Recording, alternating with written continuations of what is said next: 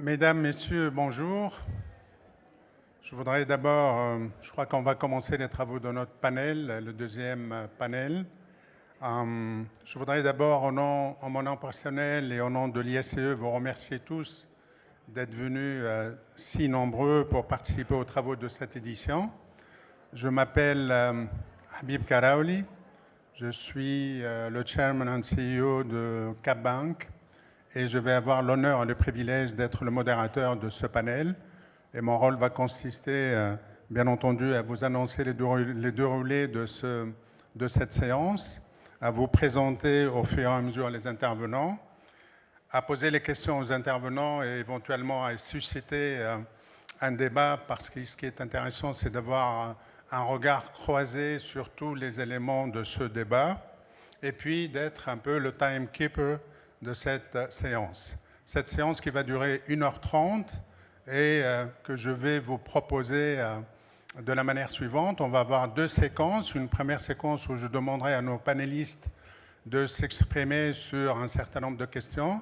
Puis je passerai immédiatement la parole à la salle pour prendre une première série de questions. Puis on reviendra vers les panélistes pour une deuxième série de questions et on fera par la suite les recommandations, puisqu'il est d'usage, et c'est une tradition à l'ISCE, de faire des recommandations qui peuvent être éventuellement adressées au pouvoir public ou au secteur, aux représentants des secteurs, pour voir éventuellement leur degré de faisabilité et de mise en place. Encore une fois, merci d'être si nombreux avec nous pour ce panel, qui s'intitule en fait « Nouvelles contraintes, nouvelles stratégies ». Vous l'aurez compris, après le premier panel qui a été d'une autre facture, qui s'est intéressé aux éléments macroéconomiques, aux éléments géostratégiques et aux éléments de positionnement, voire de repositionnement, de localisation, voire de relocalisation, on va s'intéresser de plus en plus, vous l'aurez deviné, à une approche un peu plus microéconomique. On est, comme le dit Alan Greenspan, dans un monde qui vit de turbulences et qui vit une fréquence de plus en plus rapide des crises, avec des cycles de moins en moins longs. Et ce que l'on a pu constater ces dernières années, c'est qu'il en est des crises comme des virus, ça mute. Aucune des crises que nous avons vécues ou que nous vivons ne ressemble à la précédente. Du coup, et les analystes en ont conscience, notre boîte à outils conceptuelle et notre grille d'analyse habituelle deviennent de moins en moins opérants pour analyser le présent et encore moins prédire l'avenir. D'où la difficulté, d'où la nécessité de l'intelligence économique, d'où la nécessité de disposer d'instruments, d'appareils, d'organismes qui puissent justement faire une bonne lecture du présent et éventuellement anticiper dans un monde de plus en plus trouble, dans un monde de plus en plus imprévisible. Marouane Labès, gouverneur de la Banque centrale de Tunisie, nous disait dans le dernier forum de l'économiste maghrébin que le long terme, pour lui, se réduit à 3 mois. On ne peut pas trouver, à mon sens, meilleure définition. Effectivement, les temps économiques changent avec une accélération de l'histoire qui devient de plus en plus importante, encore une fois, d'où l'importance de l'analyse économique. Je voudrais faire une petite remarque toute personnelle sur cette question-là.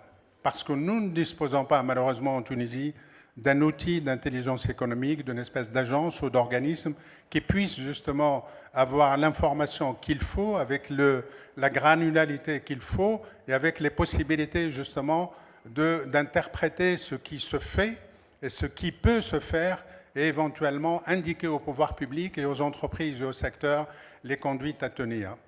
Il ne vous a pas échappé ce matin, j'ai été personnellement surpris, qu'on ait fait référence au Sénat français pour exposer ce qu'on a appelé les 5 souverainetés. A contrario, cela indique tout simplement que nous ne disposons pas ou nous ne nous sommes pas donné les moyens de pouvoir dégager nous-mêmes justement cette intelligence économique, cette capacité d'analyse pour pouvoir analyser nous-mêmes en fonction de nos intérêts, en fonction j'allais dire, des contraintes que nous vivons. On est, comme ça a été dit ce matin, un peu dans un contexte international et encore plus pour la Tunisie, de stagflation, de pénurie alimentaire, de tensions extrêmes sur les sources d'approvisionnement, de tensions extrêmes également sur la logistique, des phénomènes nouveaux comme le réchauffement climatique et les nouvelles exigences qui vont être mises en place. Notamment, comme vous le savez tous, la Commission européenne a décidé de mettre en place une taxe carbone dans les 3 années à venir, et ce qui va introduire une nouvelle contrainte pour les entreprises paradoxalement les plus performantes, c'est-à-dire celles qui justement exportent. Et je n'ai pas souvenir, je n'ai pas conscience, Monsieur le Ministre, en tout cas je ne l'ai pas vu, que le gouvernement commence à travailler sur cette question pour préparer les secteurs, préparer nos entreprises à ce nouveau choc équivalent, de mon point de vue, au choc que l'industrie et que nos unités industrielles ont subi avant la mise en place du programme de mise à niveau après la signature de l'accord d'association avec l'Union européenne. Et je suis personnellement convaincu qu'il faut absolument qu'il y ait génération d'un plan de prise en charge en collaboration, bien entendu, en partenariat et en cofinancement avec ceux qui sont les plus responsables justement de ce réchauffement climatique, à savoir les pays du Nord. Donc, la question que l'on va se poser et que nos panélistes qui en ont la qualité et la capacité, en tout cas, tenteront de répondre, c'est comment les États et les entreprises se préparent-elles pour relever ces nouvelles contraintes? Je demanderai à la régie de nous mettre le slide sur les 4 contraintes qui ont été identifiées comme étant des éléments clés pour la sécurité justement économique des entreprises et qui, en fait, couvrent un peu les contraintes que doit gérer, sous lesquelles doit maximiser toute entreprise. Dans une économie entraînée comme la nôtre, quelles sont les marges des manœuvres, à la fois des pouvoirs publics que des entreprises? Nos entreprises sont-elles en mesure de résister à ces chocs successifs ou ont-elles besoin de l'État pour orienter, soutenir et accompagner ce passage de gué?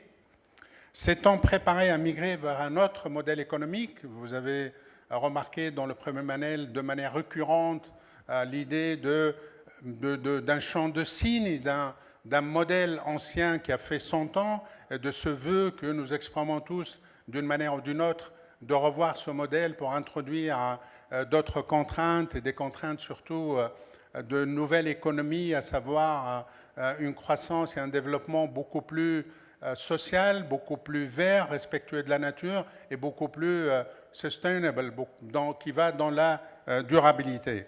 S'étant préparé justement de migrer vers ce modèle-là, doit-on pivoter, c'est une question essentielle, pivoter vers un renforcement des investissements à impact? Vous savez qu'il y a des ressources extrêmement importantes qui sont à disposition dans le marché financier international, que ce soit des fonds réservés par les États ou par les entreprises pour financer justement l'économie verte et pour financer toute action ou projet, et c'est multisectoriel et multidimensionnel. Donc c'est à toutes ces questions et aux questions que vous aurez le temps après de poser à nos panélistes, que nos panélistes vont essayer de répondre. Je voudrais, si vous le permettez, commencer par Monsieur le ministre, Samir Saïd, qui est le ministre de l'économie et de la planification, et je serais tenté de dire le ministre du futur, puisque, entre autres, la planification, c'est le futur, et donc si il est une personne ici dans cette salle qui devrait disposer de tous les éléments pour pouvoir justement nous dire un peu comment préfigurer l'avenir, c'est bien Samir Saïd, puisque normalement sa réflexion et ses prises de position sont nourries par un flot d'informations et d'analyses de la part des structures existantes et de la part des conseils divers et variés qu'il a. Mais avant de lui poser une question justement sur le futur plan 23-25, sur ce que l'État a préparé pour soutenir les PME, PMI, TPE, etc., et sur ce que vous allez entreprendre comme modification de notre environnement institutionnel pour les investissements notamment à impact, je voudrais, parce qu'il y a eu des éléments dans le premier panel qui sont extrêmement importants, je voudrais, Monsieur le ministre, votre réaction sur les éléments géostratégiques et sur les éléments de mondialisation qui ont été exposés ce matin, la réaction d'un membre du gouvernement.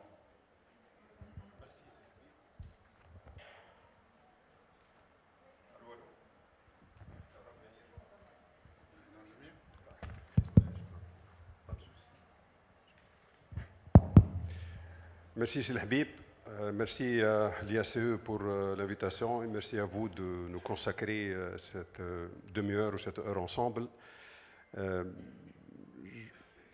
En termes d'introduction, simplement, c'est important, je pense, de partir un peu de cet aspect de mondialisation parce que c'est un aspect contraignant à l'entreprise également. Donc, avant de plonger dans le monde du micro et de l'entreprise, je pense qu'il est important d'essayer de faire un peu le constat et le diagnostic de ce qui se passe en ce moment à l'échelle mondiale sur le plan essentiellement économique. En réalité, quand on observe un peu le cycle économique après la crise de 2009, on n'a pas eu vraiment l'impression qu'on est vraiment sorti de la crise. On avait l'impression qu'il y avait une petite croissance qui était à peine suffisante pour pouvoir, disons, relancer la machine.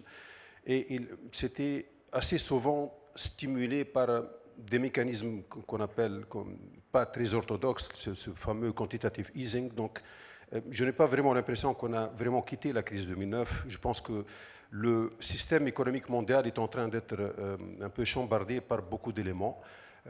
On constate déjà le fait qu'il y a l'élément social qui revient avec insistance dans le monde entier, donc le système mondialisé.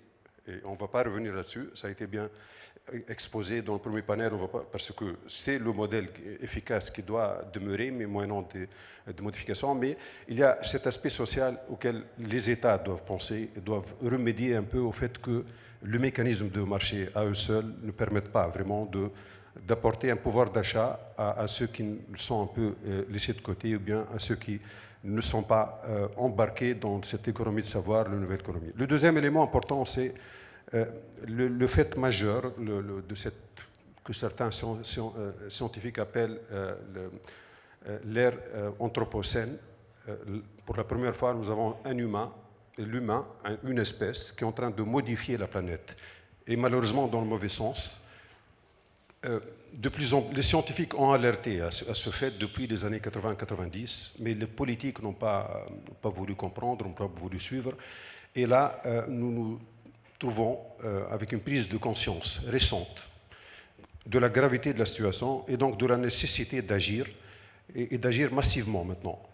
Et donc ça a beaucoup de conséquences. Sur un pays comme le nôtre, nous ne sommes pas, avec un certain nombre de pays producteurs, non producteurs de matières premières, responsables de croissance, responsables de réchauffement, mais nous en sommes les victimes. En Afrique du Nord,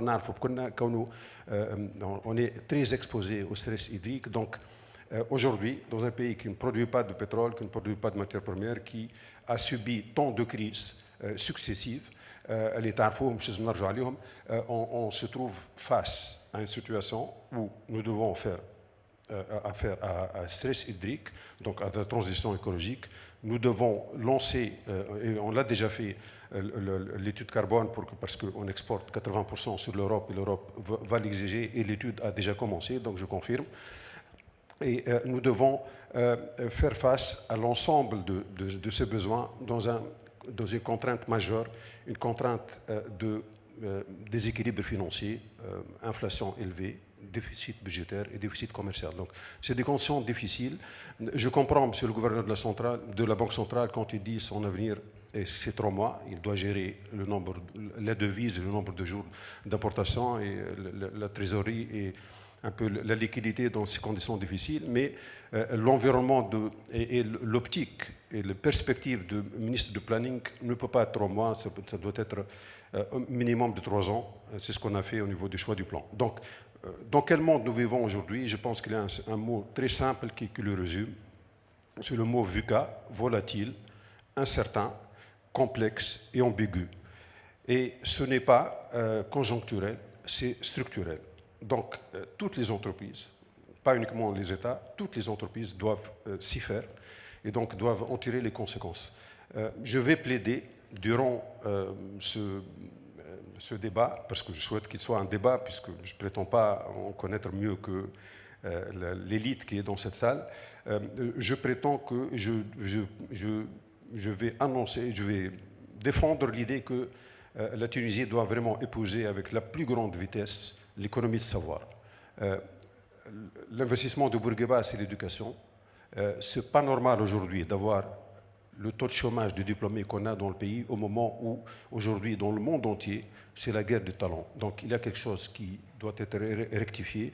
Et je pense, aujourd'hui, ce matin, on a eu avec nous un représentant de la Corée du Sud. Quand on compare la Corée du Sud à la Tunisie, les années 70 ont été au même niveau.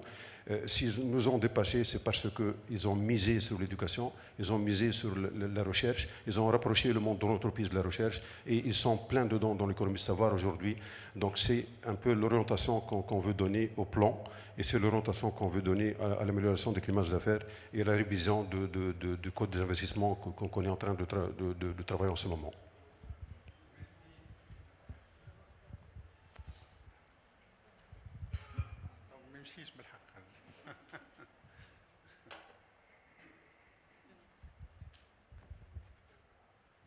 Je croyais qu'il l'avait fait exprès, mais même si je me rappelle.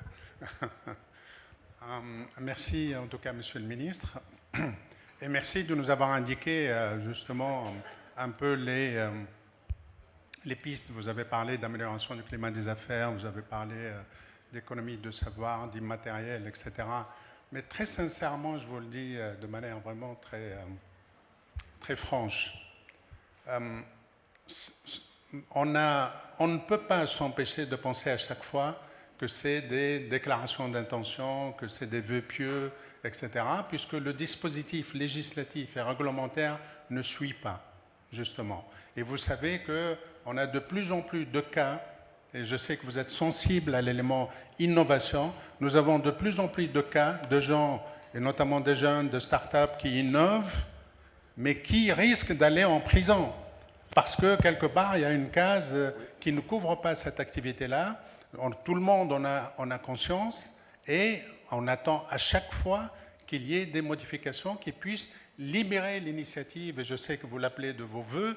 Je sais que vous n'êtes pas le seul décisionnaire dans cette affaire. Mais étant le ministre de futur, encore une fois, parce que le plan, c'est le futur, c'est demain, quelle est votre capacité à pouvoir convaincre justement vos collègues pour qu'il y ait amélioration de tous ces éléments pour qu'on puisse donner du sens aux objectifs du plan qui, je sais, sont des objectifs extrêmement ambitieux.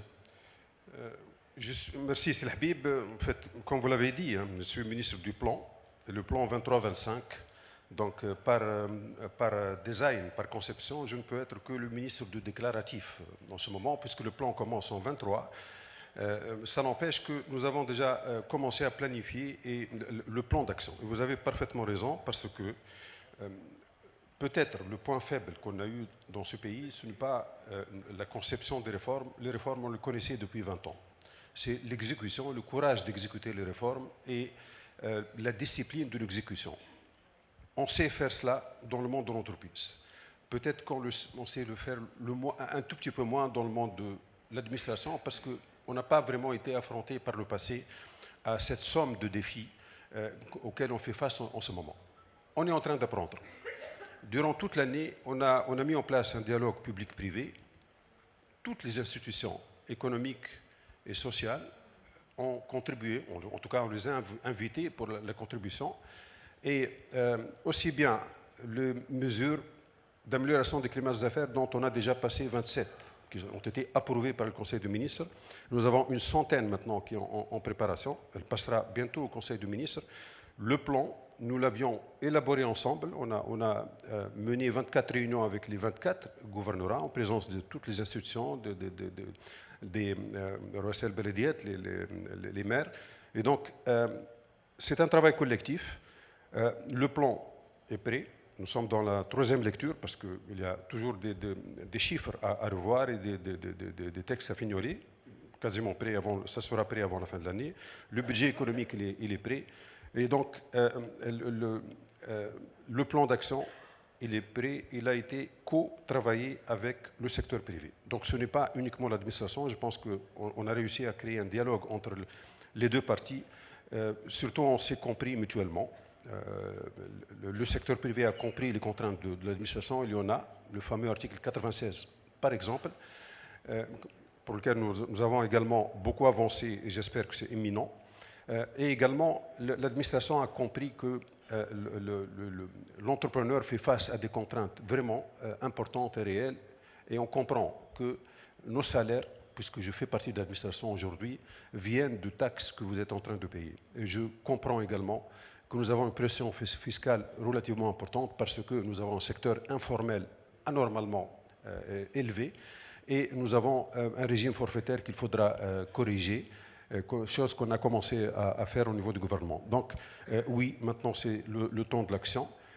Plus récemment, puisque je reconverge vers l'économie de savoir, on a organisé les assises de l'innovation et ça c'est quelque chose d'extrêmement important parce qu'on a tenu à avoir deux volets au plan, le plan classique tel qu'on l'a toujours fait et un nouveau plan, le plan innovation, et on est en train de marier les deux ensemble et je pense que nous sommes en train de faire quelque chose qui va perdurer, qui va ancrer peut-être et lancer le virage vers l'économie de savoir. En tout cas, espérons-le. Espérons-le. Juste une dernière question pour vous, Monsieur le Ministre, pour cette première séquence. Ne pensez-vous pas, puisque vous êtes le maître d'ouvrage du plan, et le plan, c'est d'abord un cadre cohérent, c'est un cadre homogène. Est-ce que vous ne pensez pas très sincèrement, en tant que technicien, puisque je sais que vous avez été dans plusieurs secteurs, et donc vous avez une capacité de paramétrage supérieure un peu à la moyenne de quelqu'un qui n'a fait qu'un secteur, est-ce que vous ne pensez pas qu'il y a réellement un problème de cohérence dans les décisions qui sont prises par les différents départements ministériels? Vous parlez de consolidation de l'acquis, vous parlez de consolidation du privé, vous parlez éventuellement de réduction de la part de l'informel, vous parlez de mettre en place des circuits, des procédures pour impulser, relancer l'économie, dont une grande partie provient de l'export. Et on a connaissance d'un certain nombre de mesures qui sont prises par d'autres départements qui viennent justement freiner, brimer, inhiber justement l'export qui devrait être un vecteur de plus en plus important. Est-ce que vous êtes consulté à ce niveau avant qu'on prenne ce type de décision ou est-ce que ce sont des décisions départementales qui sont complètement détachées du cadre cohérent que devrait être un plan 23-25? Nous sommes un gouvernement solidaire. Nous avons des sensitivités qui sont déterminées un peu par les fonctions des uns et des autres. Donc, il m'appartient à moi, ministre de l'économie, de signaler la politique qui permet de relancer la croissance, et permet d'améliorer les climats d'affaires, notamment l'export. Et je suis entièrement d'accord que dans un petit pays comme la Tunisie, 12 millions d'habitants, nous n'avons pas le choix. Nous devons exporter, nous devons internationaliser nos entreprises et nous devons faciliter et créer les conditions de meilleures possibilités d'investissement pour le secteur privé parce que c'est le secteur privé qui doit être la locomotive de la croissance. Même si on ne le veut pas, on n'a plus le choix parce que nos finances publiques sont contraintes et ce que malheureusement le gouvernement ne pourra pas faire, pas parce qu'il ne veut pas le faire, mais parce qu'il n'a pas les moyens financiers, les finances publiques qui lui permettent de faire cela, eh ben, nous allons essayer de le faire avec du PPP. Donc il se trouve qu'il peut y avoir des décisions qui sont dictées par des contraintes de finances publiques à une ou un de mes collègues pour lequel on peut ne pas être tout à fait d'accord, on peut ne pas avoir tout à fait une convergence de point de vue, mais pour lequel peut-être l'ambition de l'un n'a pas les moyens des autres. Donc, ce débat est ouvert. Nous sommes dans un gouvernement, nous sommes dans un pays démocratique, et donc ces questions-là sont en train d'être tranchées en ce moment, et nous sommes en plein débat de finalisation de budget économique et de la loi de finances, et ça se passe en toute responsabilité. Donc, je regrette de ne pas avoir les moyens de faire tout ce que j'ambitionne pour mon pays, mais ce qu'on ne pourra pas faire par les finances publiques, on compte beaucoup sur le secteur privé et mon rôle et mon devoir de faciliter et d'améliorer le climat d'affaires. Et on compte également sur le PPP, le Public-Private Partnership, donc qu'on doit vraiment lancer cette fois-ci sur de bases solides. Mais je demeure optimiste. Je voudrais remercier les bailleurs de fonds qui sont présents avec nous, parce que durant ces temps difficiles, ils étaient à nos côtés. On a eu besoin de ce financement externe, ils l'ont fourni. On a eu besoin d'appui budgétaire, ils étaient là.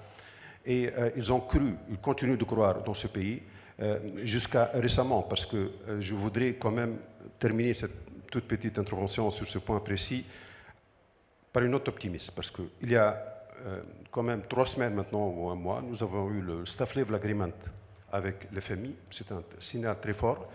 3 jours avant l'annonce de l'FMI, on a eu JP Morgan qui avait, pour la première fois, conseillé sa clientèle d'acheter du papier tunisien sur le second marché.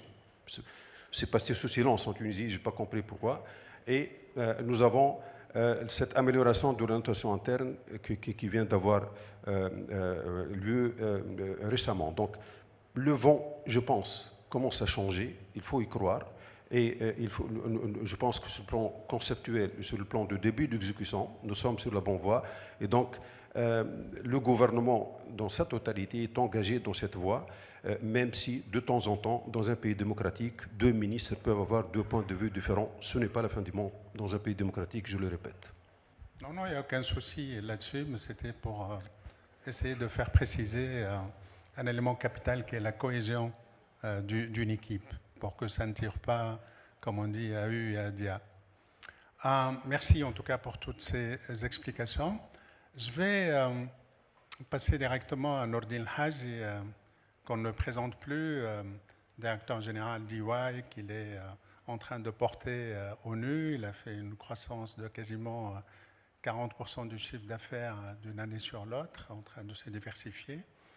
EY et Nordine ont cet avantage de publier régulièrement des baromètres pour sentir un peu le pouls des entreprises en matière de climat des affaires, des enquêtes qualitatives qui sont extrêmement importantes et trop parlantes, avec des questions pour les entreprises sur leur carnet de commandes, sur comment, s'ils sont optimistes, pessimistes, moyennement optimistes, etc., sur les années, voire les mois à venir. C'est vraiment une mine d'informations qu'ils publient régulièrement.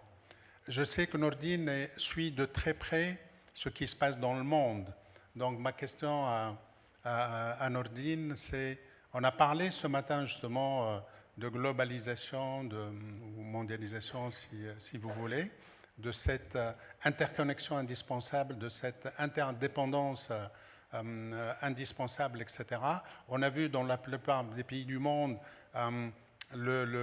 j'allais dire, un exposé des principales contraintes et des principaux plans qui ont été mis en place pour pouvoir gérer au mieux les enjeux, notamment de transition énergétique, numérique, etc. Est-ce que ce que l'on voit par ailleurs, ce qui a été affiché, est semblable à ce que nous voyons en Tunisie? Et est-ce que les mêmes recettes qui ont été adoptées dans les pays du Nord pour répondre à ces contraintes-là sont valides, valables en Tunisie, et est-ce qu'on en a les moyens? Je voudrais avoir ton point de vue là-dessus.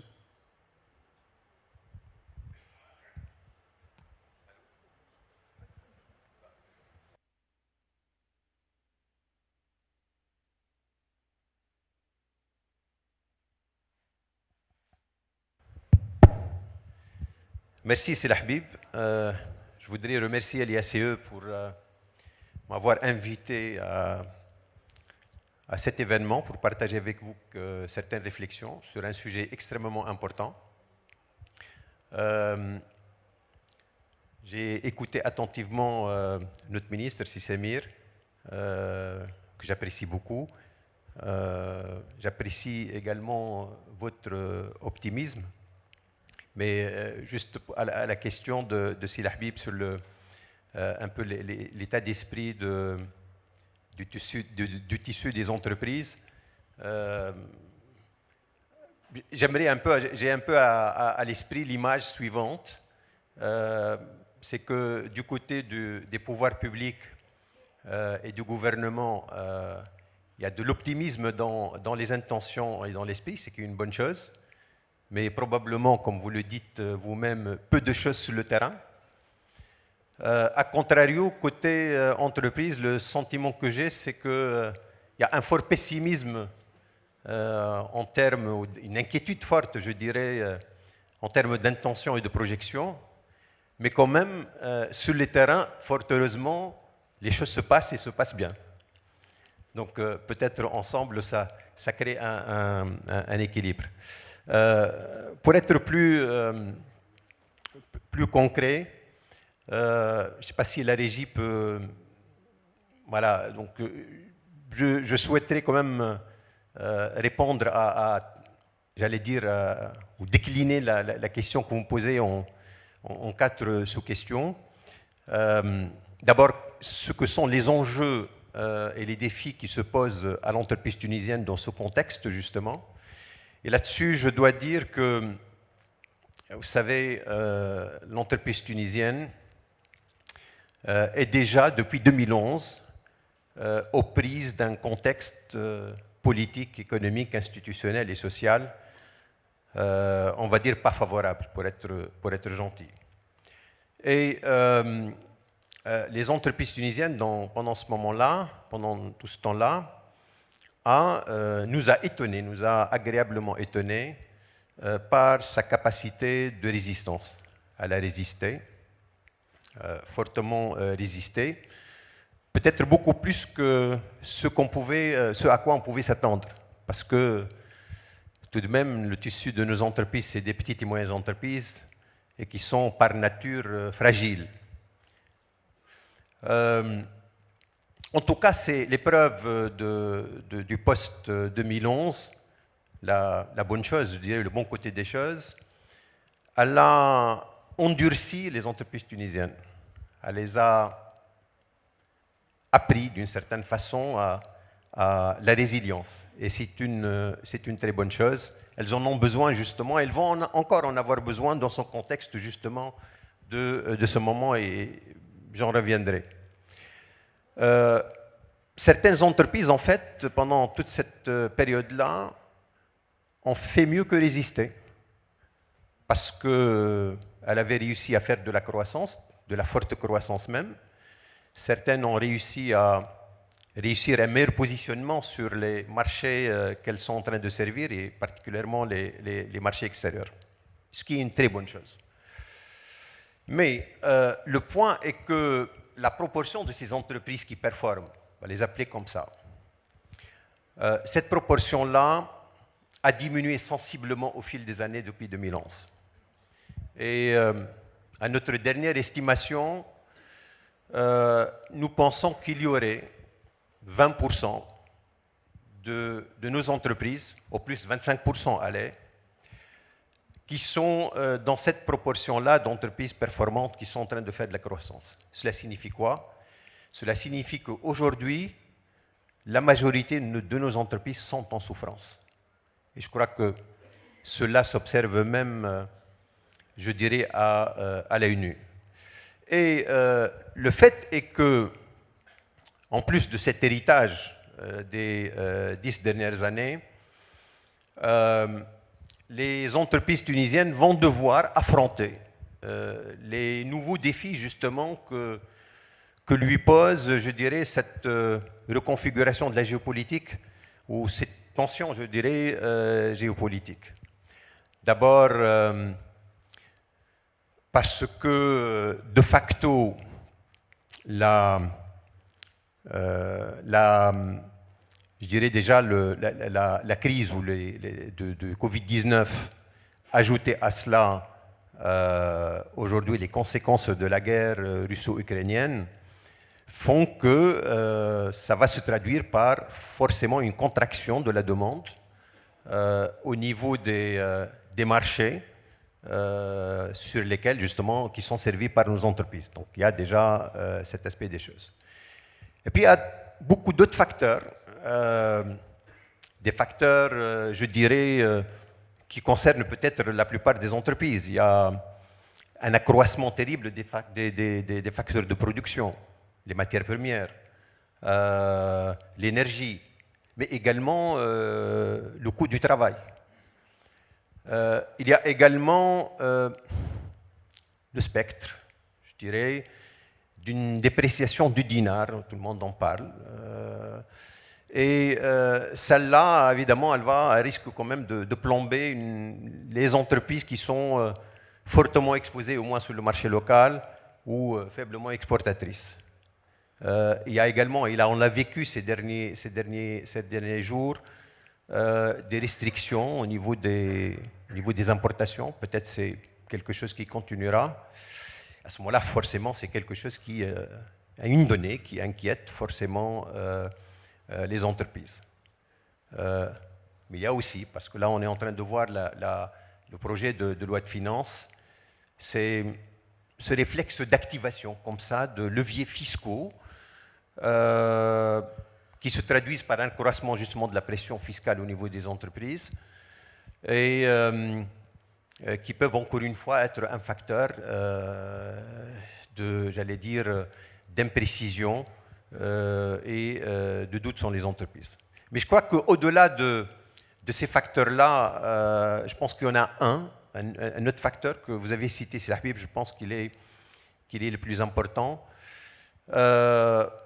C'est les effets de ce changement rapide, de ce changement climatique, et les impératifs, j'allais dire, du changement climatique, auxquels justement nos entreprises sont plus ou moins préparées. Probablement, disons-le, elles sont pour la plupart peu préparées.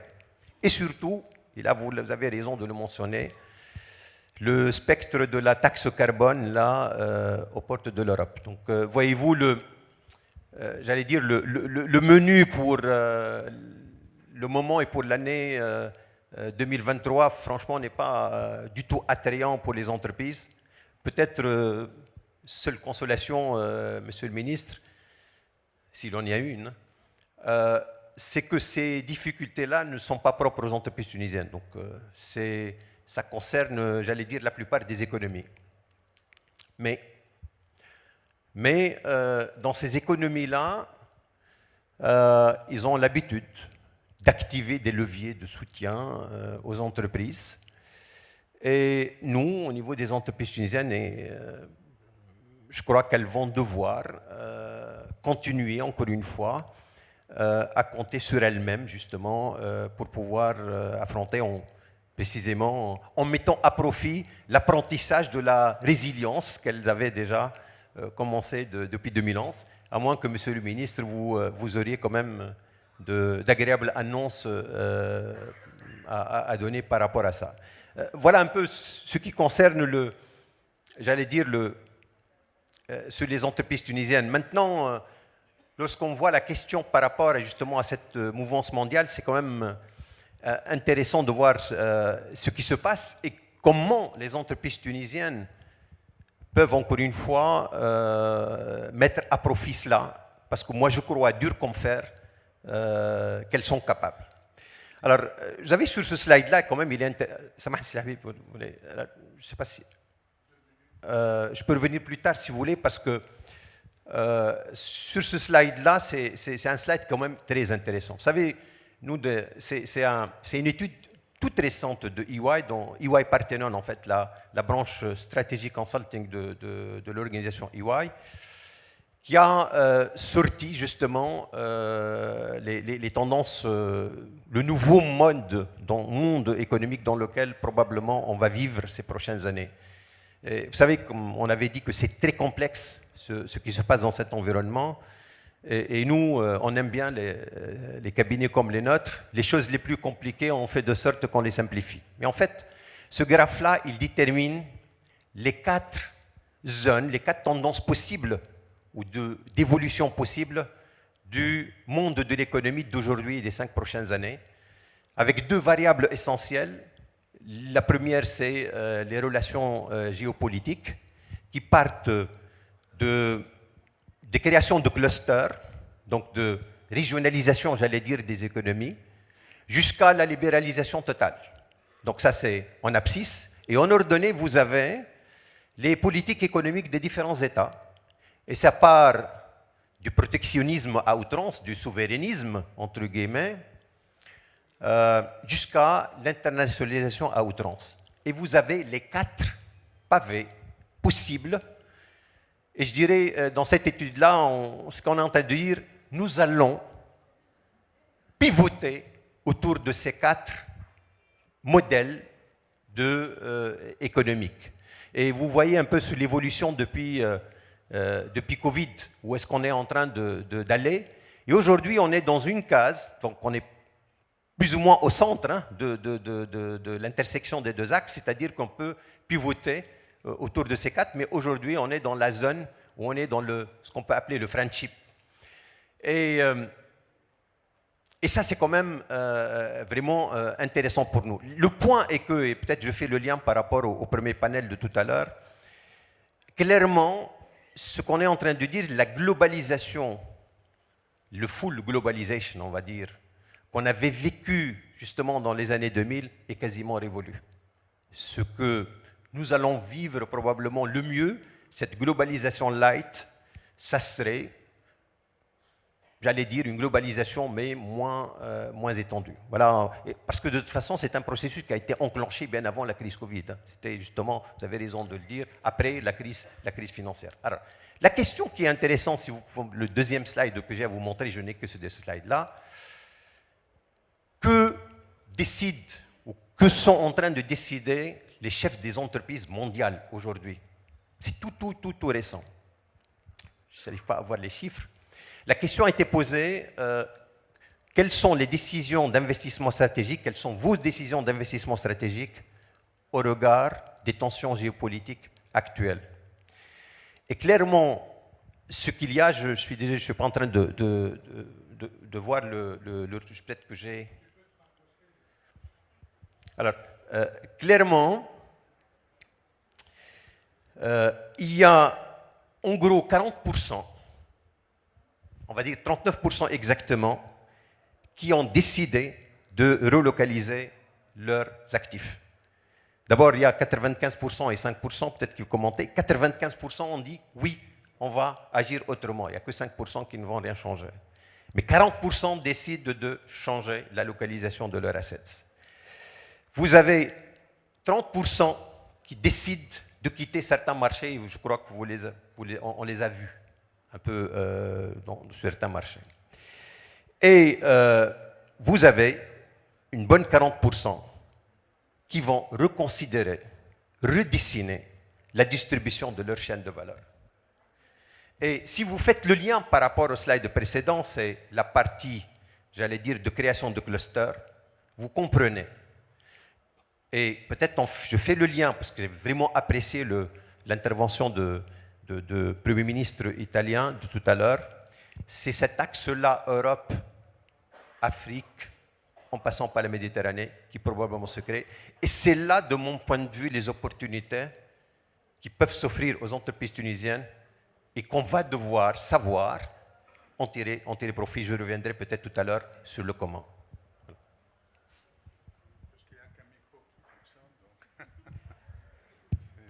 Merci en tout cas, Nordine, pour tous ces éléments, pour cet éclairage qui est le plus important pour nous, c'est l'éclairage un peu domestique, et donc qui touche essentiellement ce que l'entreprise, la perception de l'entreprise tunisienne face à la situation qu'elle vive, et puis éventuellement les stratégies qui devraient être mises en place. Moi, je retiens, si j'avais illustré un peu les résultats de cette étude, c'est que l'entreprise tunisienne, quel que soit son secteur et quelle que soit sa taille et son niveau de performance, va être de plus en plus dans une stratégie de survie. Parce qu'il y a tellement d'impondérables, il y a tellement de changements et puis d'opacité sur les éléments qui ont été évoqués ce matin, notamment par Hadi El Arbi, la stabilité, à la fois législative, réglementaire, fiscale, sociale et autres. Et donc, le peu de lisibilité et donc de prévisibilité qui va être de plus en plus important, d'où, je reviens encore une fois, excusez mon insistance là-dessus, à l'importance de l'intelligence économique pour comprendre justement ces enjeux-là. Je voudrais, puisque vous avez cité des chiffres, je vais en citer d'autres. Une entreprise de plus en plus contrainte, une entreprise de plus en plus stressée, sous le choc.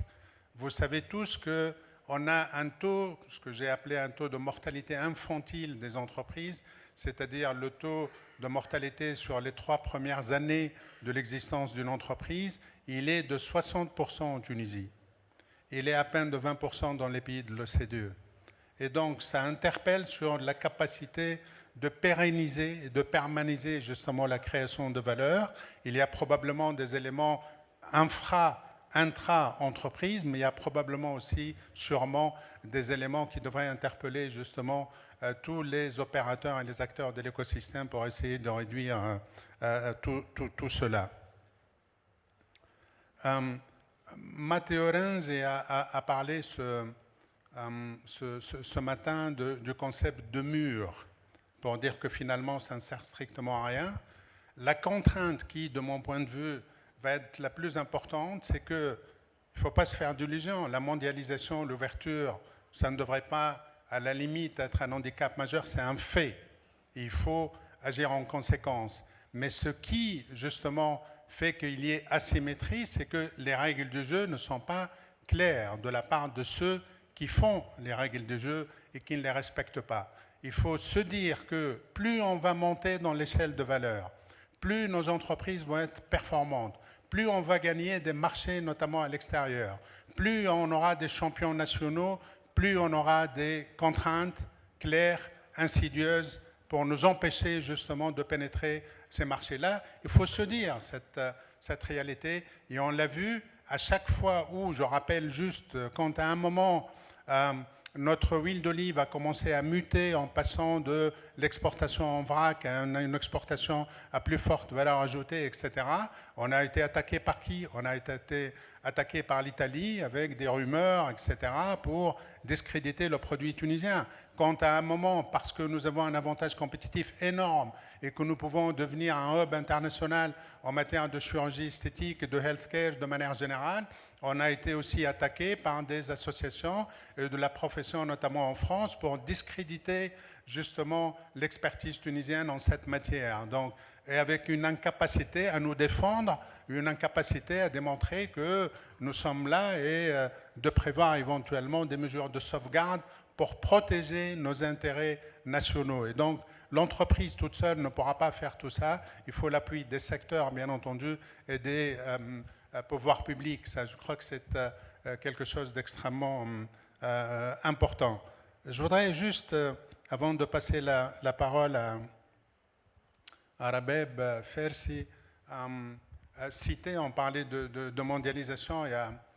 J'ai dans l'esprit une citation d'Emmanuel Todd dans son livre « L'illusion économique », où il dit que ce n'est pas la mondialisation qui conduit à la dissolution de l'État, c'est la dissolution de l'État qui conduit à la mondialisation. Donc il y a peut-être une relation qu'il faut bien étudier. Plus une économie et un État est déliquescent et ne disposant pas justement des moyens de sa politique, plus bien entendu il sera fragilisé, colonisable entre guillemets ou sous les ordres de qui que ce soit. Nous avons vraiment la chance aujourd'hui d'avoir dans notre panel Rabeb Fersi. Non, vraiment, parce qu'elle, Monsieur le ministre parlait de nouvelle économie et d'innovation, etc., parce qu'elle est cofondatrice d'iFarming, puisqu'on parle de fintech, de regtech, d'edtech, de healthtech, d'agritech, puisque c'est son domaine. Et pour essayer un peu de comprendre un peu ce qu'elle fait, je vais lui demander de nous présenter rapidement, pour qu'on puisse vous connaître un peu plus, rapidement ce qu'est iFarming, ce que vous faites, puis je vous dirai un peu quelles sont les questions que je vous poserai. Tfadl, Rabeb.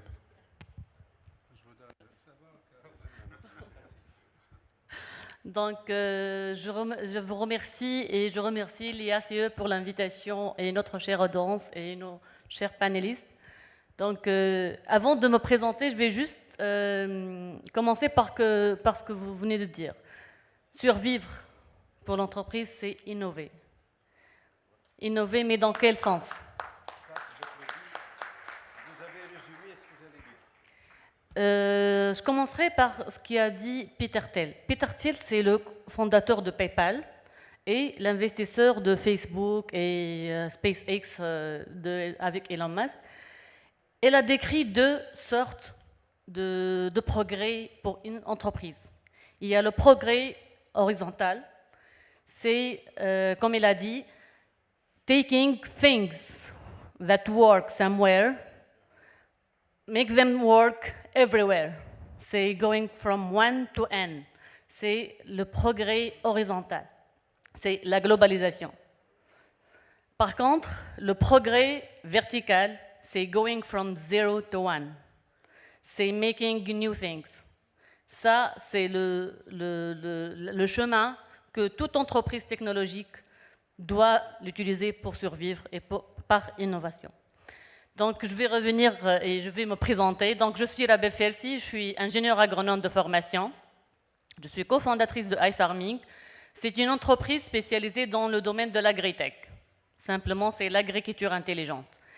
Et avec notre équipe de chercheurs en sciences agronomiques, nous avons développé des algorithmes d'intelligence agronomique pour la simulation des besoins des cultures en temps réel, des besoins en eau. Donc, à travers l'irrigation intelligente, on peut arriver à économiser jusqu'à 40% d'eau d'irrigation. La simulation des besoins en nutriments, en engrais, la prédiction de l'apparition des maladies pour les traiter en prévention. Donc, cela permettra aux producteurs d'améliorer leur productivité, mais surtout leur résilience au changement climatique. Donc, innover, ça ne suffit pas, mais il faut avoir une mission. Et notre mission, c'est outiller le maillon le plus faible de la chaîne de valeur agricole, qui sont les producteurs, par notre technologie, à travers la digitalisation du processus agricole. Et ça, en outillant le maillon le plus faible, on peut servir les autres maillons de la chaîne de valeur, les industries agroalimentaires, en leur offrant de la transparence, de la traçabilité de processus de production, les institutions financières telles que les microfinances qui financent les producteurs en leur offrant de l'analyse, de la transparence de l'utilisation des fonds dans la campagne agricole, de la solvabilité du producteur, les producteurs et les distributeurs des engrais et des intrants agricoles en leur offrant de l'analyse de la performance des produits par culture, par région. Donc, pour assurer la sécurité économique et la souveraineté de notre entreprise, on doit assurer celle des producteurs.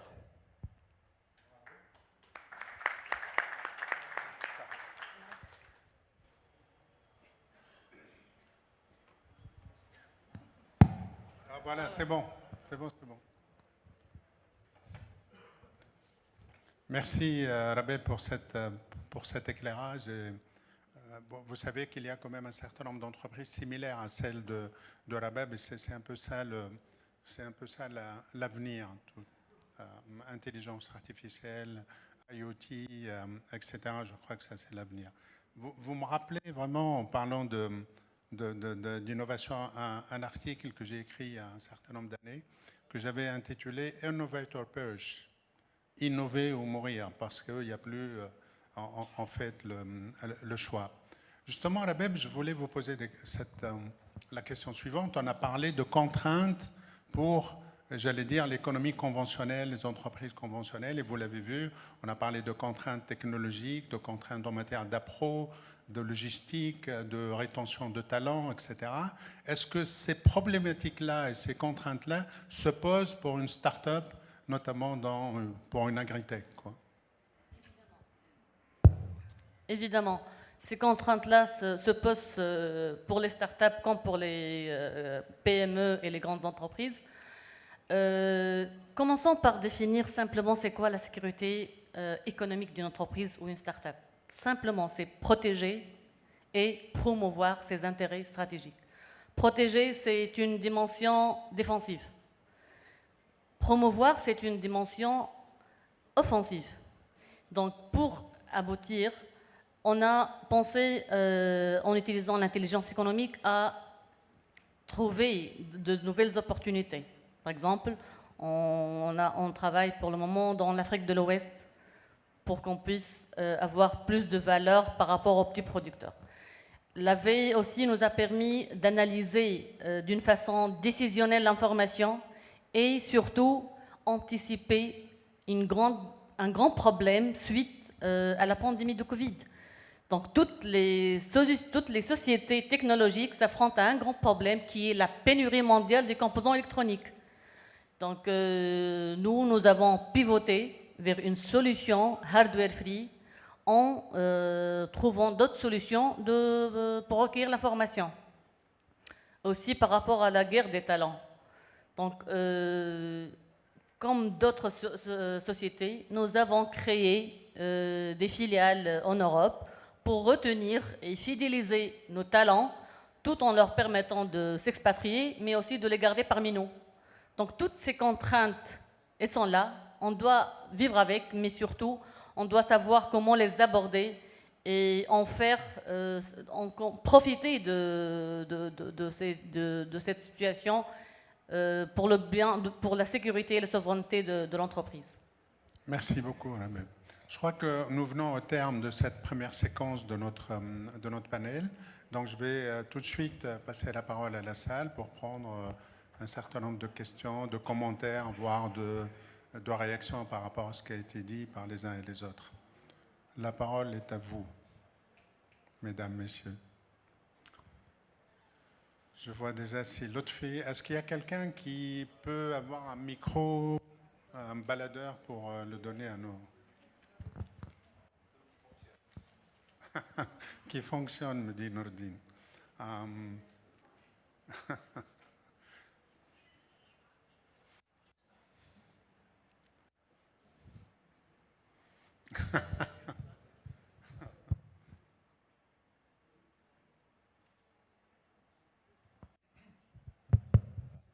pro. Je ne savais pas que le secret est chez vous. Le pro. Alors, merci, Sir Habib. J'aimerais commencer mon intervention par une citation que disait Nelson Mandela. A vision without an action is just a dream. An action without a vision is just pastime. And vision with action can change the world. Cette citation peut illustrer tout ce qu'on vient de dire. Si Samir, on avait travaillé ensemble, vous vous rappelez, et on a bien défendu qu'avoir une stratégie, ce n'est pas suffisant. Avoir un plan, ce n'est pas suffisant. Quand il n'y a pas adhésion de tout le monde. Quand on ne commence pas par le bottom-up, qu'on ne commence pas par les intervenants eux-mêmes, les chefs d'entreprise, les entreprises elles-mêmes, parce qu'il y a une grande souffrance actuellement. Et nous, les banquiers, ils viennent nous dire, nous raconter. Il n'y a pas uniquement des contraintes liées à la matière première, des contraintes de financement, des contraintes de logistique. Il y a même des contraintes administratives qu'ils confrontent quotidiennement. Et d'ailleurs, vous êtes sûrement au courant qu'il y a un problème aujourd'hui qui accable certains promoteurs à investir. Donc aujourd'hui, on ne peut pas nier qu'il y a un problème. Donc c'est bien d'aborder ces problèmes, mais je crois que le problème est un problème de partage de cette opinion, de cette stratégie. Là, vous venez de parler que vous avez travaillé sur un business plan 23-25. Et on apprécie beaucoup qu'il y a déjà un plan. C'est déjà positif. Mais j'aimerais que, et c'est mon opinion à moi, qu'il soit quand même partagé par les uns et les autres, à ce qu'ils disent leurs mots, à ce qu'ils échangent, et probablement qu'il y aura des changements sur votre plan, parce qu'on n'est pas tout à fait sûr que ce plan pourra voir le jour. Parce que je pense que, ma propre conviction, notre problème n'est pas un problème de planification uniquement. Je dirais, il faut planifier, mais ce n'est pas unique. Ce n'est pas uniquement un problème de modélisation. Il faut voir tout d'abord un modèle. Ce qui va avec un pays n'est pas sûrement le nôtre. Il faut tenir compte de toutes les contraintes auxquelles on est confronté. Je pense qu'un petit plan de 3 phrases, avec l'espérance qu'il soit appliqué à 80%, mérite mieux d'être retenu qu'un autre. Et merci. Merci, c'est Lotfi. Je crois qu'il y a quelqu'un qui a demandé la parole. Dans la salle, est-ce qu'on peut lui donner le micro?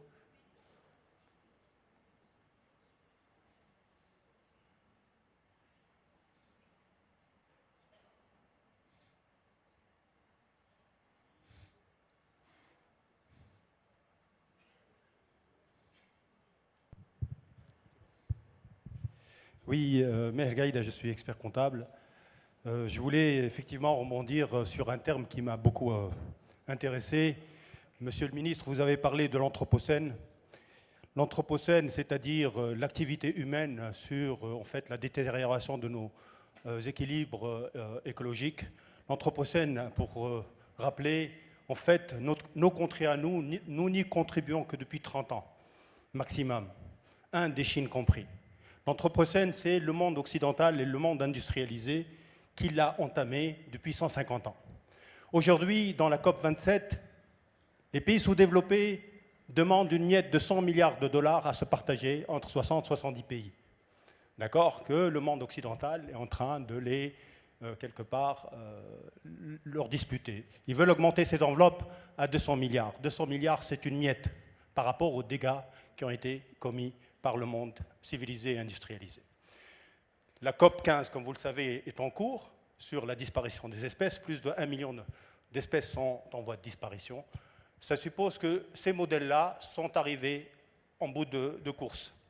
Alors, ce qui est important, c'est cette taxe carbone.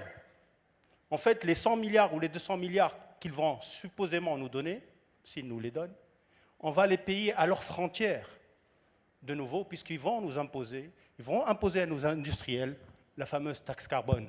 Ils vont donner d'une main ce qu'ils vont reprendre largement d'une autre. Donc, également, ce qu'on se rend compte, c'est que on ne peut pas continuer à raisonner seul en tant que petite Tunisie. Il faut, monsieur le ministre, et là je remercie mon ancien professeur, c'est Nourdin Haji, et ancien patron également, par rapport à la vision stratégique qu'il a proposée. On ne peut pas agir seul. Il faut revenir à des réflexions de groupe. Et la première réflexion de groupe, c'est la réflexion transmaghrébine.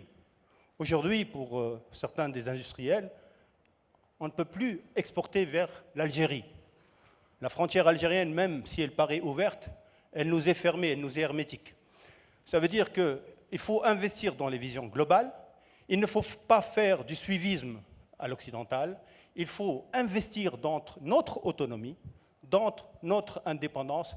Et ça, il faut réfléchir à notre indépendance énergétique. Je ne vois pas beaucoup de réflexions stratégiques là-dessus. Notre indépendance hydrique. Je ne vois pas beaucoup d'investissements stratégiques là-dessus. Et notre indépendance, surtout digitale. Et je vous remercie. Merci beaucoup. C'est Walid. Ah, ça marche. C'est Walid, puis je reviens vers vous.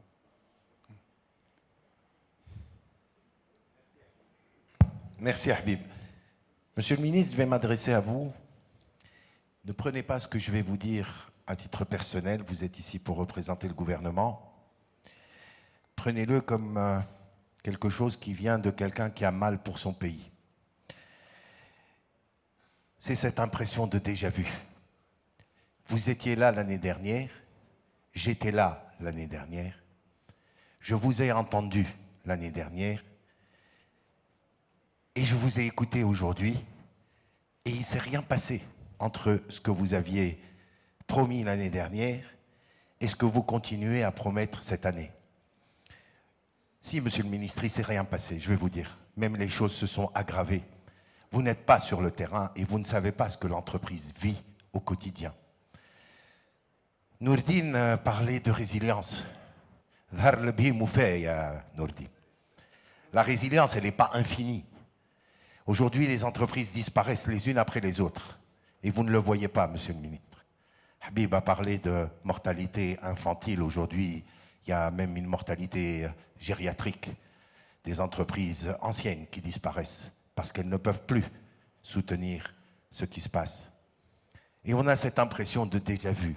Madame la chef du gouvernement, l'année dernière, parlait de rebâtir la confiance. Monsieur parlait de l'action. On ne peut pas avoir confiance quand il n'y a pas d'action, et on peut avoir encore moins confiance quand l'action va dans le sens inverse de ce que l'on attend. Quand on a une administration qui démolit systématiquement les entreprises, qui cherche à les casser, à les briser, et en particulier l'administration fiscale. Alors, oui, on a une impression de déjà-vu, et je peux vous dire, Monsieur le ministre, que votre discours ne passe pas, que personne n'arrive plus à y croire. On aimerait tellement y croire, mais on n'arrive pas à y croire. Vous parlez d'un plan 23-25. Vous avez lancé les invitations au secteur privé pour y participer au mois de mars-avril. Nous sommes au mois de décembre et il n'y a toujours rien. On ne sait pas quelles sont les conclusions des travaux auxquels on a participé. On n'a rien vu de ce que nous avons proposé. Et vous êtes, vous le dites vous-même, dans une troisième lecture. Vous faites des lectures entre vous, parce que nous, on n'est pas invités à ces deuxième lecture et troisième, même pas la première lecture. On est au mois de décembre, sur un plan qui a démarré au mois de février-mars, et il ne se passe rien. On est au mois de décembre et on ne voit rien de la loi de finances. On est au mois de décembre et on ne voit rien des projets du gouvernement. Comment vous voulez qu'on continue à croire? Comment vous voulez qu'on continue à avoir confiance? Voilà cette impression de déjà-vu, Monsieur le ministre. On va, avant de céder la parole à nos panélistes, je vais prendre une dernière question avant de céder la parole aux panélistes pour éventuellement répondre. Merci. Tfadal, madame. Madame Bahia Bejar Radab, professeure à l'ENIT et fondatrice du cabinet Performance, Innovation, Qualité. Alors, merci pour ce travail extraordinaire de l'IACE. Et puis, ma question, c'est pour Madame Fersi, par rapport à l'innovation que vous avez mis en place dans votre entreprise. Félicitations. Est-ce que vous pouvez nous donner un peu plus d'informations sur votre staff? Il est de combien? Et quelles sont les méthodes et les outils managériels que vous avez mis en place pour pouvoir mettre en action cette belle stratégie? Merci.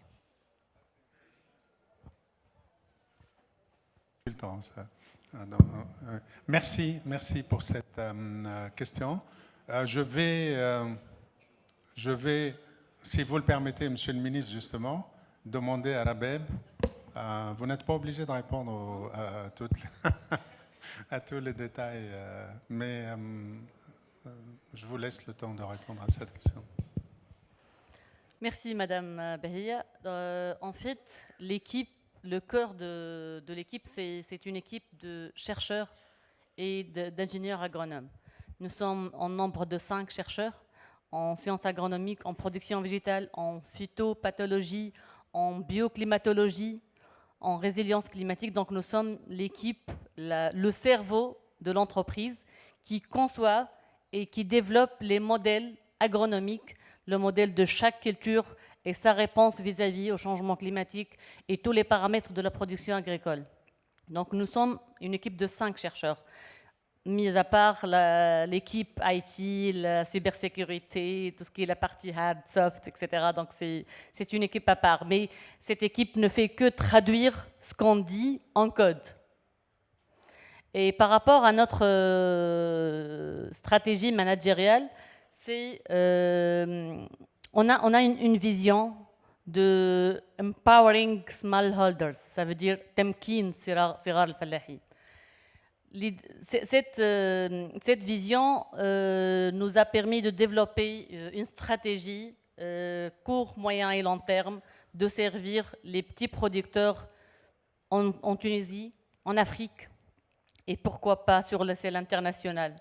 Donc c'est une stratégie d'internationalisation, mais en partant du bas, de la couche la plus basse de la chaîne de valeur agricole.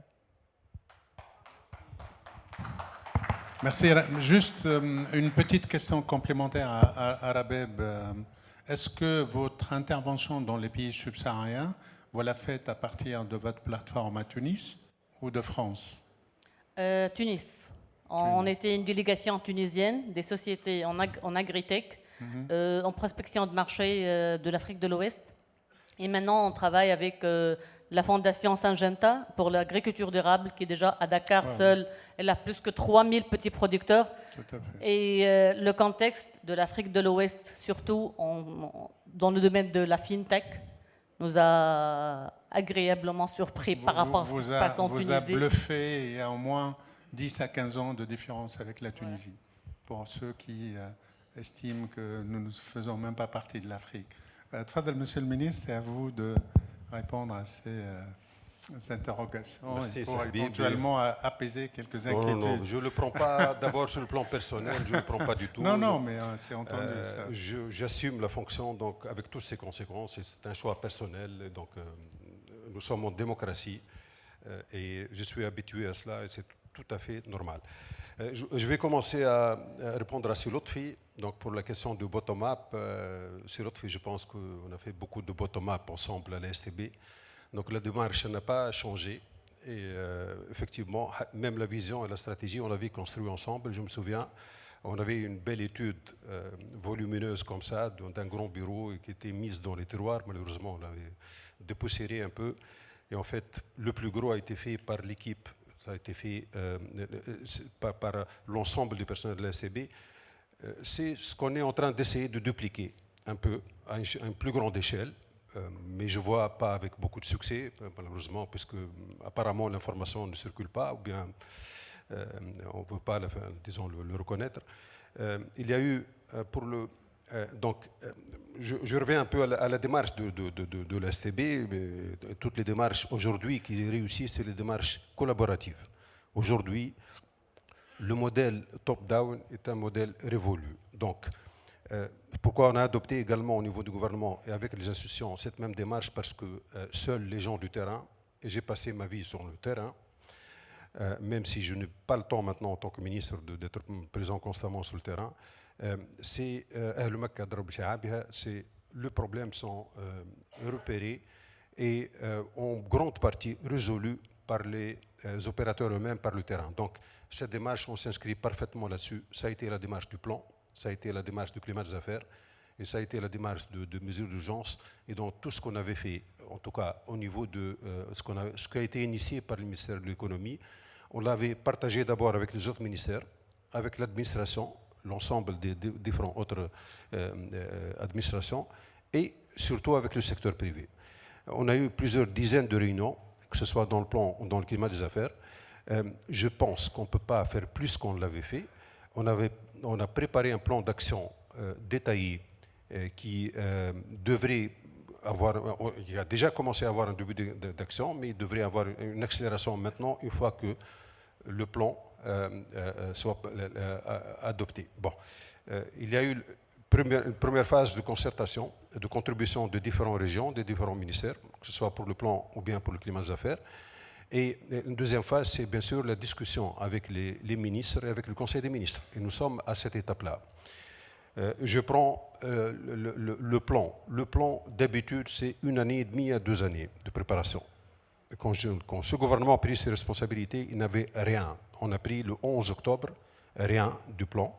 Et donc, on a dû accélérer le processus. On a préparé un plan qu'on va partager bientôt, une fois qu'il soit débattu et finalisé avec le gouvernement, pour une autre lecture s'il le faut, parce que le plan doit rester dynamique.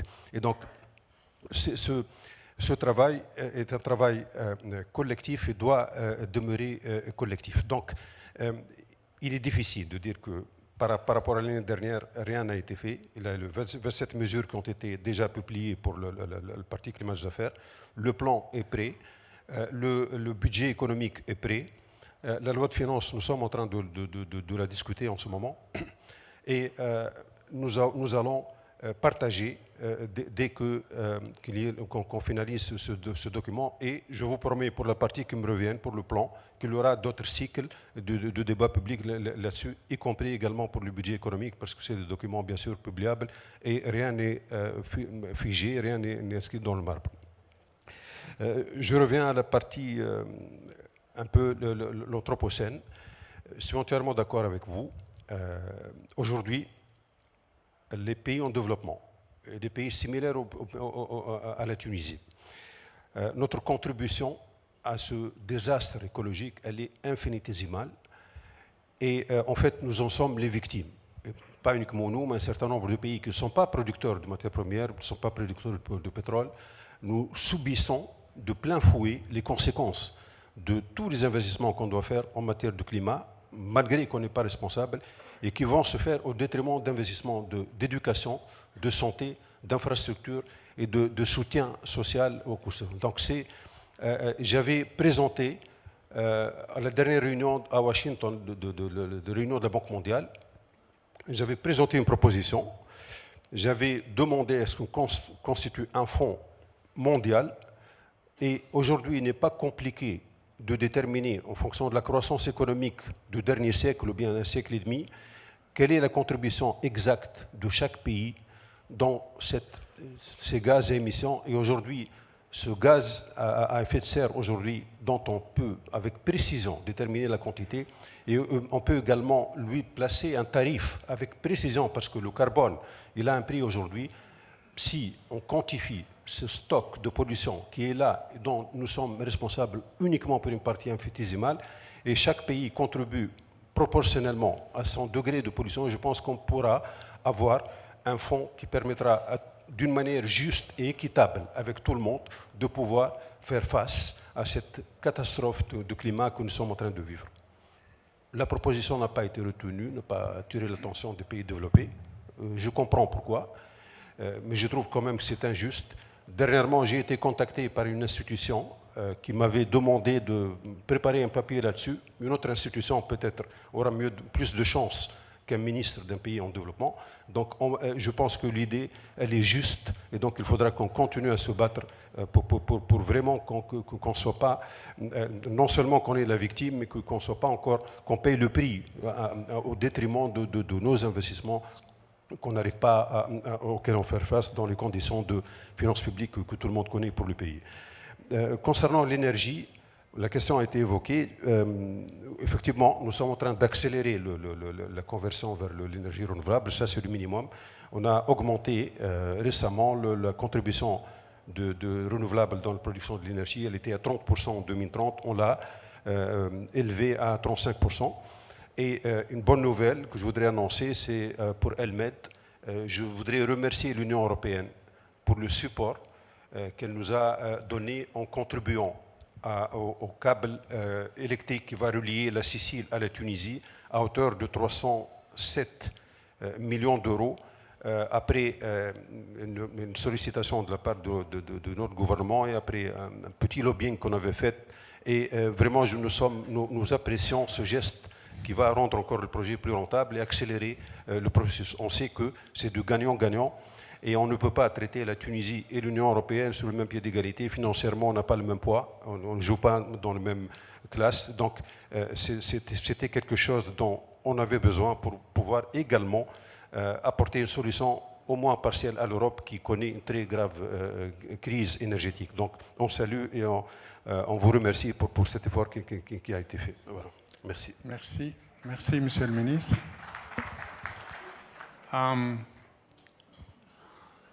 Vous voulez poser une question à Monsieur le ministre? Vous n'en avez pas une à Nordine?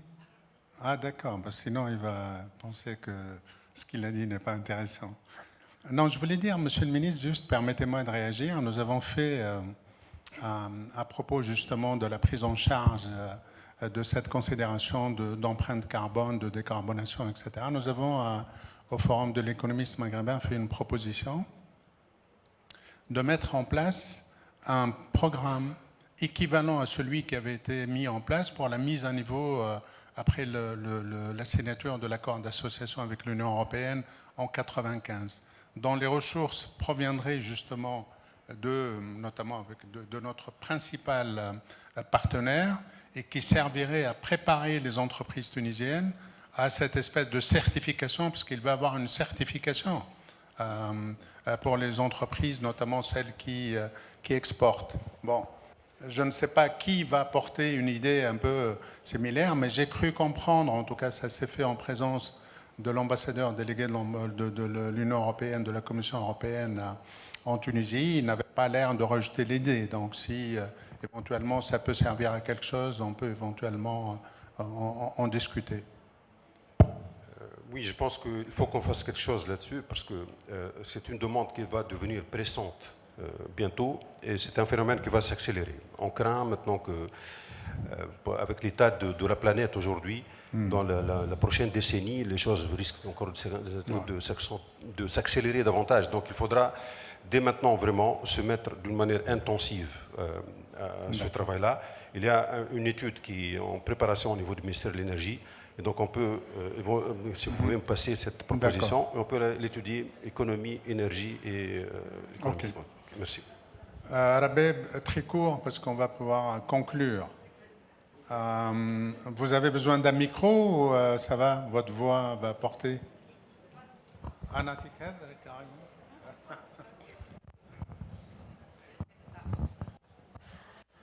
Rabeb Bahdek, c'est Habib Ben Ahoubeb. Mais c'est pas grave. Donc moi je voulais qu'on profite. Je voulais qu'on profite donc du conseil gratuit que voulait nous offrir Sinoudine Haji pour donc orienter les entreprises peut-être à profiter de ce repositionnement géopolitique et de cette nouvelle globalisation. Comment elles peuvent le faire? Voilà, c'était ça ma question.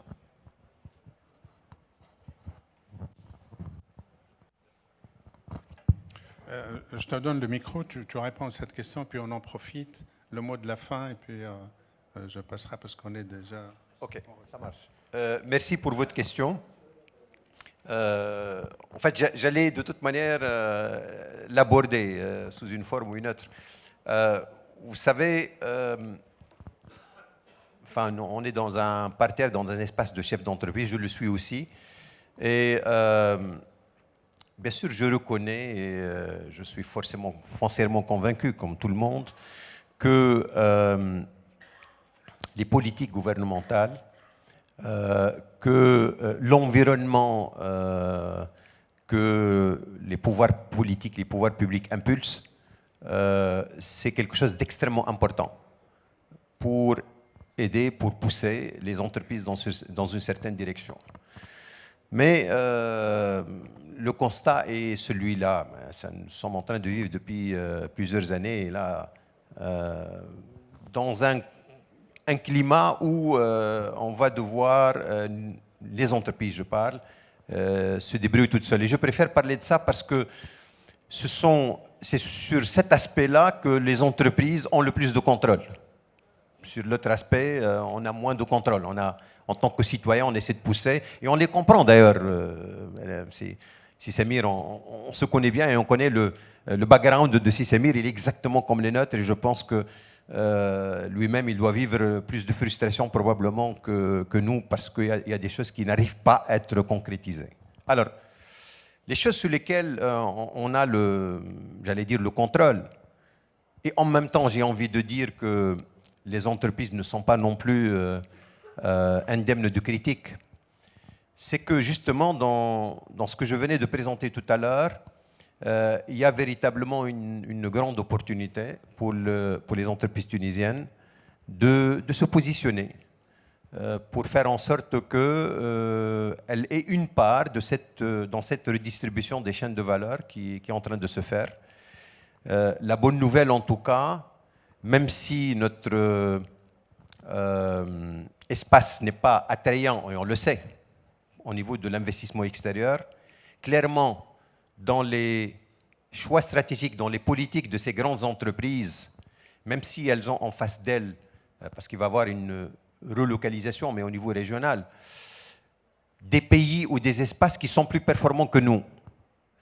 Je pense que dans leur façon aujourd'hui de gérer le risque, et c'est ça, on est en train de voir ça, même s'il y a un espace proche de nous qui est plus attractif, ça ne veut pas dire qu'elles vont mettre tout dans cet espace-là. Parce qu'elles sont aujourd'hui gouvernées par un véritable management des risques qui fait que, de souveraineté si vous voulez, qui fait qu'elles ne veulent pas dépendre, elles veulent moins dépendre de certains pays. Et donc, là aussi, c'est une opportunité qui se présente à nous. Même si on ne la mérite pas, entre guillemets, suffisamment en termes comparatifs. Mais on a en termes comparatifs beaucoup mieux. Et la meilleure façon, pour moi, de profiter de cela, il n'y en a pas 36 000. On a une. C'est d'axer très fortement sur l'innovation technologique. Et on ne le fait pas assez. Et j'ai des reproches à faire, beaucoup de reproches à faire pour les entreprises tunisiennes. Et c'est aussi intégrer la dimension des changements climatiques dans sa stratégie. Et les deux sont liés. L'innovation et les impératifs de changement climatique sont intimement liés, c'est l'innovabilité, innovation dans la durabilité, dans la sustainabilité. Bien sûr, encore une fois, on aurait aimé, souhaité être dans un espace où il y a un cadre réglementaire législatif incitatif. Par exemple, sur l'innovation, il n'y en a pas. Pas assez en tout cas, on peut parler des montants, mais on n'a pas. Sur la partie R&D, est-ce qu'on ne peut pas étendre quand même les déductions fiscales R&D? Mais bon, on a peut-être envie d'avoir l'État dans l'action, dans tout ce qui est changement climatique, par exemple, sur des actions concrètes. Parce que ça crée un environnement dans lequel les entreprises se trouvent plus à l'aise pour aller de l'avant. Sur la partie innovation, bon, on espère l'avoir.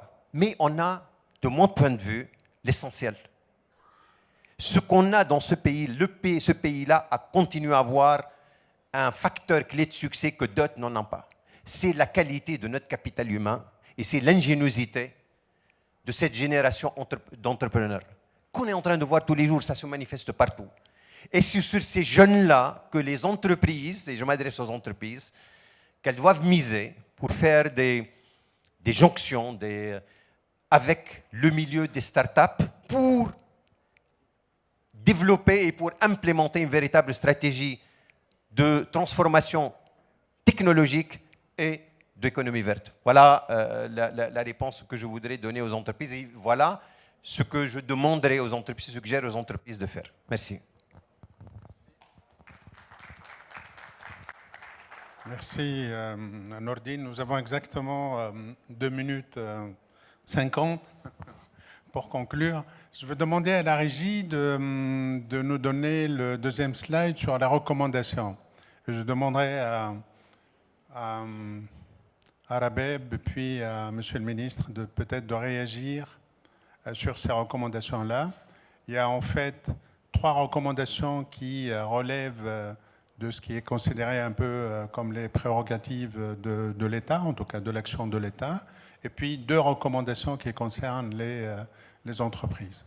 Donc, à vous la parole, c'est Samir. Très bien. OK, donc première réaction rapide, apport des industries un rôle accru dans la sécurisation de l'approvisionnement, initiative et avec l'appui de l'État. Oui, bien sûr. Donc ça, c'est quelque chose qui doit être partagé. Quel est le rôle de l'État, quel est le secteur privé?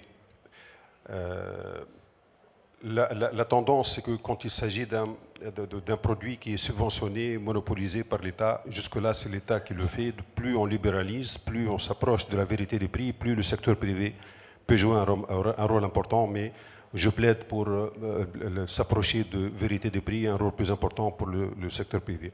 Diversifier les fournisseurs, services logistiques et réduire les dépendances économiques vis-à-vis des opérateurs publics. Nous avons un point faible au niveau de la logistique en Tunisie. Nous travaillons beaucoup sur... il y a une nouvelle loi qui est en préparation et on a beaucoup d'espoir pour la zone de Nfida. On travaille sur la zone logistique 2000 hectares qui seront limitrophes au port de l'eau profonde de Nfida qui incessamment, je pense que les travaux vont être lancés et l'adjudication va être finalisée. Concernant le groupement et la mutualisation des achats des matières premières, pour les filières prioritaires. Donc, tout ce qui est traitement de filières, je pense que c'est quelque chose qui va dans le sens de l'économie, dans le sens de la professionnalisation. Surtout pour les PME, pour les petits artisans, acter seul n'est pas efficace. Et donc, que ce soit dans le cadre de l'économie solidaire et sociale et solidaire ou bien dans le cadre de tout type de groupement, l'approche filière, c'est l'approche, je pense qu'il faut encourager. Moi, ça me permet, si vous permettez, je ne sais pas si on aura un deuxième tour, parce que je ne peux pas parler. Le mot de la fin. Quand on a vu avec la TICAD, il avait une recommandation de modèle japonais qui incluait justement l'économie de savoir au niveau de l'artisanat et au niveau des petits métiers. Contrairement, donc c'est une approche transverse où l'économie de savoir envahit tous les secteurs petit à petit, par opposition à l'approche disruptive des Américains ou l'approche de GAFA. Je voudrais insister sur le fait que pour pouvoir vraiment transformer notre économie, la voie, c'est la voie de l'économie de savoir, la recherche, l'innovation. Nous avons, ces derniers mois, entamé des assises de l'innovation avec les jeunes. Je confirme qu'on a un talent immense. Ils sont en train de préparer maintenant le Startup Act 2 et on est en train de travailler également sur les nouvelles mesures, nouvelles réglementations des affaires, le code des investissements avec des modifications pour l'orienter dans la direction de l'économie de savoir. C'est là la direction, il faut qu'on rapproche l'université et les centres de recherche du monde économique et si vraiment on veut rattraper le champ perdu, c'est maintenant le moment de faire. La voie, c'est la voie du savoir, la voie de l'innovation, la voie de la technologie. Et pour finir, on vient de finir l'étude de l'intelligence artificielle, une nouvelle stratégie pour le pays qui va s'appuyer sur les data, sur tout ce qui permet justement d'épouser la nouvelle ère. Les possibilités sont immenses au niveau de l'économie de savoir et donc ce n'est que le début et vraiment la Tunisie a une chance immense et elle peut la saisir. Merci. Merci, Monsieur le Ministre. Est-ce qu'on peut avoir le slide pour les entreprises? Je demanderai à Rabeb de réagir sur cette recommandation-là avec le mot de la fin. À vous, Rabeb. Donc, au niveau de l'entreprise, c'est développer l'utilisation de contrats d'approvisionnement à long terme, permettant la visibilité sur la disponibilité des intrants industriels et adopter une stratégie claire pour l'attractivité des compétences en fidélisant les salariés, agir concrètement sur le volet santé, compétences et engagement. Effectivement, donc, Monsieur le ministre parlait de l'économie de savoir. Au niveau de l'entreprise, on parle de cycle de savoir. C'est le processus de la transformation de la donnée en compétences. Et pour pouvoir développer, pour protéger ce cycle de savoir, pour répondre à ces recommandations, déjà, nous travaillons sur tout ce qui est smart contract au niveau des producteurs par rapport à l'utilisation et les contrats de farming avec les industries agroalimentaires, mais au niveau de l'entreprise aussi, c'est la transformation de la donnée en compétences au niveau de l'entreprise en transformant ça en modèle utilisable et APIisable pour devenir API utilisable par d'autres services.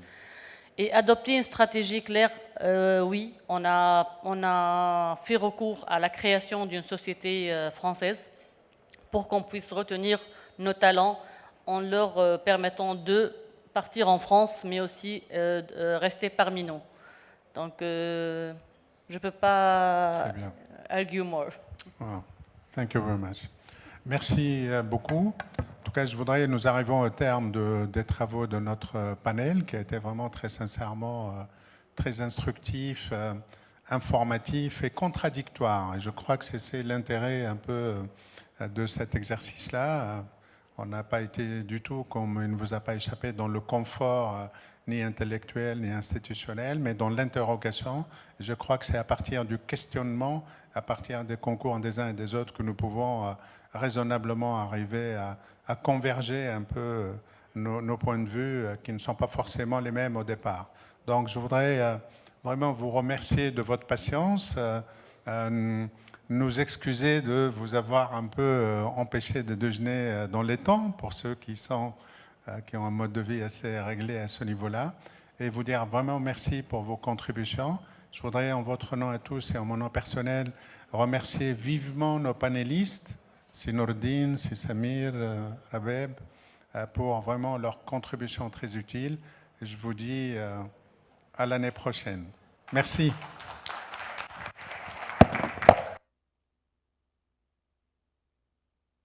Merci beaucoup tout le monde pour votre